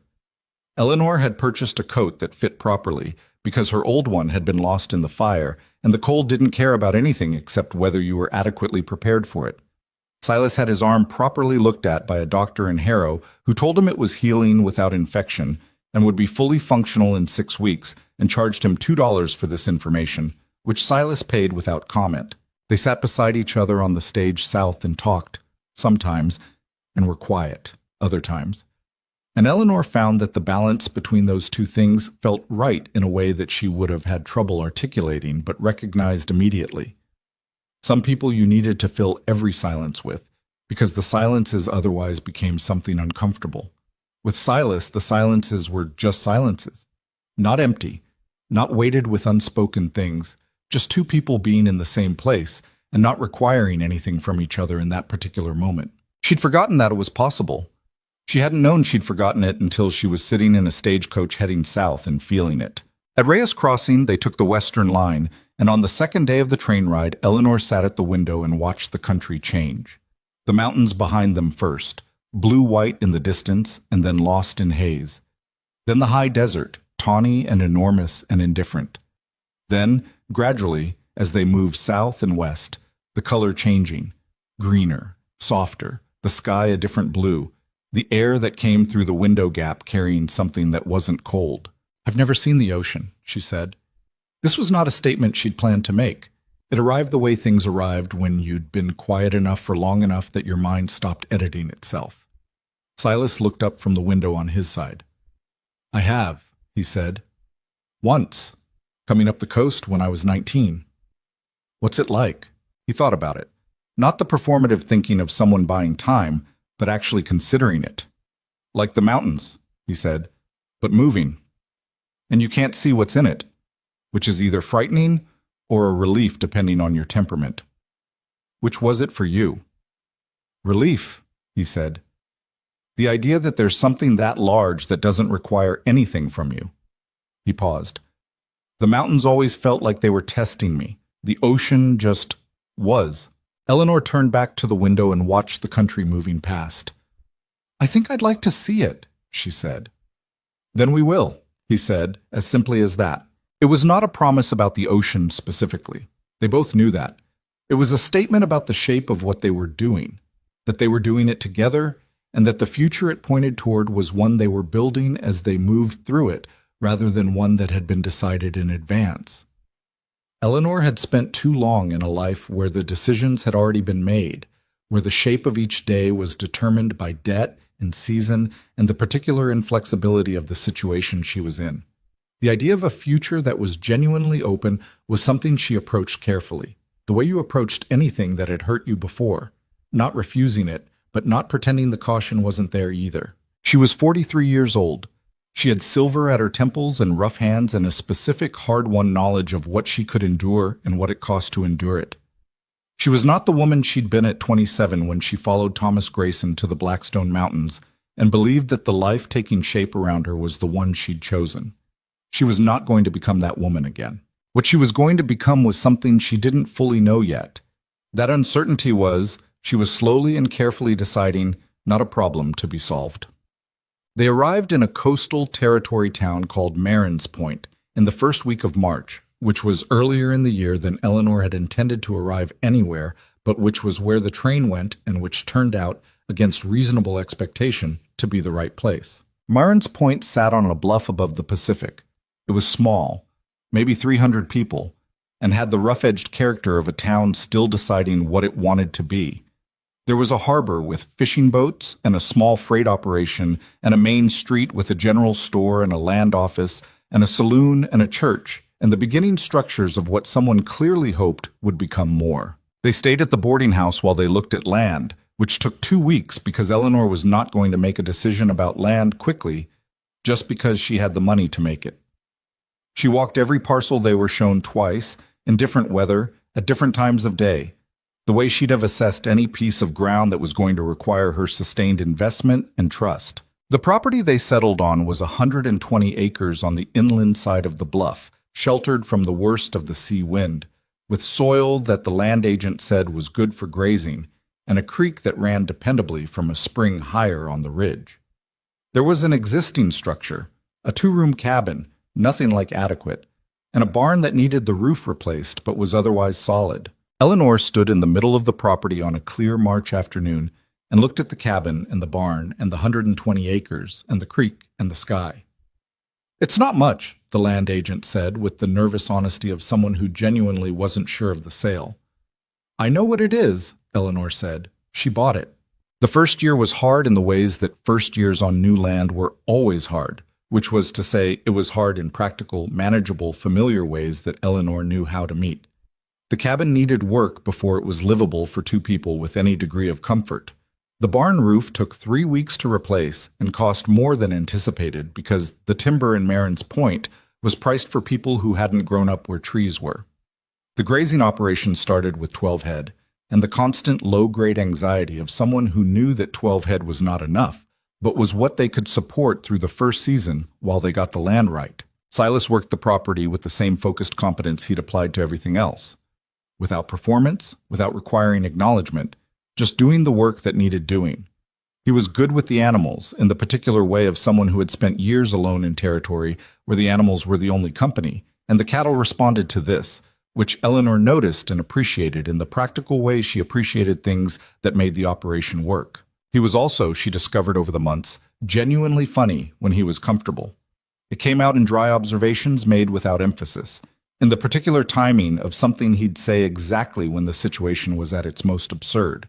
And it caught her off guard the first several times in a way that she found she liked. The surprise of it, the evidence that there were rooms in this person she hadn't seen yet. They were married in September, in the Marin's Point land office, which was the most practical venue available, and neither of them felt any need for more ceremony than that. The land agent who had sold them the property witnessed it along with his wife, who cried in the specific way that some people cried at weddings. Not sadly, but at the evidence of something surviving against odds. Eleanor wore the dress she'd bought in Harrow in February, which was serviceable and blue and not in any particular way a wedding dress, and she thought about this and decided that wearing it anyway was the honest choice, because she was not going to dress the thing in something it wasn't. She was a 43-year-old woman marrying a 27-year-old man in a land office in a small coastal town, and they were both going into it clear-eyed about what it was and wasn't. And that clarity was what she trusted more than anything else about it. Silas held her hand during the brief words that were said, and his hand was warm and steadier than hers. And when it was done, he looked at her the same way he'd always looked at her, directly, without performance, like she was simply the person he had chosen, and the choosing was not complicated. People in Marin's Point talked, of course. People in small towns always talked. The 16-year age difference was the kind of thing that generated opinions in the way a dropped stone generated ripples, automatically and without requiring anything from the stone. She heard comments that reached her indirectly, the way comments in small towns did, filtered through neighbors and shopkeepers and the woman at the general store, who was not unkind but was thorough about conveying information. She had expected this and was not surprised by it.